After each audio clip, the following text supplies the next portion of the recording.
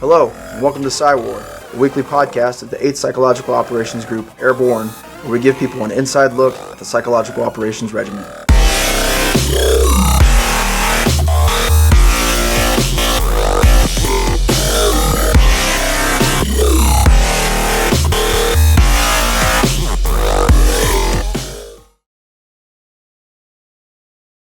I love history, and I love the stories about history. Were there any stories of when you were researching your thesis that you just were absolutely in love with? Or even the failure stories where we just really badly screwed up and you can be like, as you read it, you just like know that they were messing this up. Do you want to share any of those? Well, if I could talk for hours, I would. Okay, but well let's narrow it down to like one or two. I'll pick a couple. So one of the coolest things I found about World War I is when we were involved in that conflict, we stood up the Committee on Public Information. And when we did this, for one, we had a ton of journalists involved. And I think it's interesting that some of our harshest criticism lately has been from the larger media, from journalists and investigative journalism specifically. It's interesting that they played a major role in the creation of what we are today as psychological operations. And when we stood it up, a lot of the journalists involved could see how, yes, propaganda can be used as an answer for democracies in so much as before democracy occurred, a government could just tell their population what to do. But once democracy occurred and we started getting the freedom to make our own choices as the people, the government also found itself in this complicated scenario where they had to convince the public that this was good or this was bad. And we still see it today, the government trying to convince us of things, trying to influence us in certain ways. And that's really where propaganda started taking off in the last century, where we saw it the most. But in the First World War, we totally saw everything in this weird backwards slant where propaganda on your own population was totally cool. And propaganda against the enemy was like, whoa, that is not sportsmanlike, that's not warfare. And it really was these individuals who had to wheel and deal their way into creating what became modern PSYOP. But also in the context of all this, you had some individuals like Edward Bernays, who was Sigmund Freud's nephew. So by the way, the number of very known names involved in the history of PSYOP is one of the things that really took me back. I'll talk about a few of them, but like Edward Bernays saw this concept that they were doing where they had this thing called the 4-Minute Men.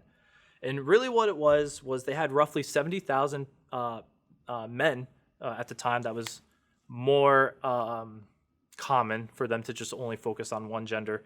But they had 70,000 men, and they were giving like a stump speech. It was 4 minutes long, but it was why I support the war. And they were just telling everyone they can meet. And they were being paid to do this. And so you would write down how many speeches you gave in public areas. You would give a speech to a school. You'd give a speech to an auditorium. You'd go to a town hall. And you would just give this speech, give this plug. And I thought that was really interesting because right now, when we talk about PSYOP, we really like to say things like, we go for high tech, low tech, and no tech. That's a no tech solution from 100 years ago that was incredibly effective. Yeah. And it was so effective that they started replicating that overseas with our partner nations and stuff. When they were looking at the alliance and the coalition of the time and the era, they basically proposed, hey, we can help you with this. Would you like some help with your democracy? And they kind of went through the motions and they'd replicate it. Yeah. But there's so many stories. Okay, so one of my favorite stories about World War, it's one or two, and I can't remember. I should know this, but because she's one of the founders of PSYOPs. She led a whole group of women to write letters and send them to German soldiers and basically lying to them, telling them, we cheated on you and we're leaving you for France.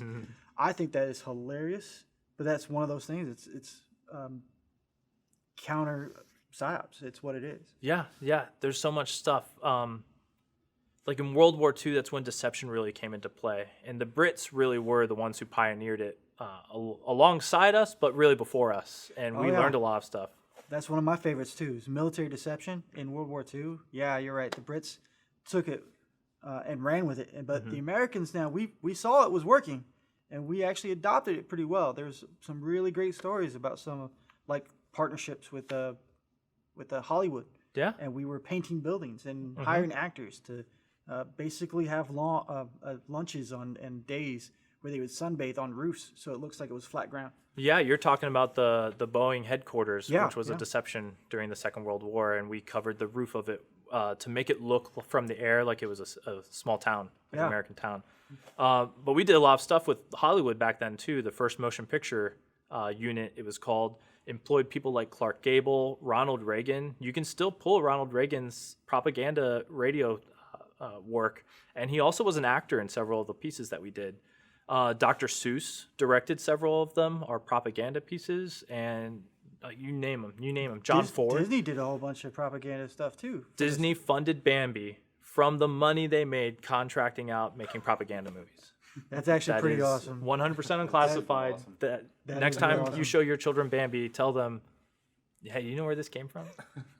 All right, so let's talk about some of the not so great stories, some of the times that we actually made some really bad missteps. Any particular story pop out to you? The two big ones that, it's one.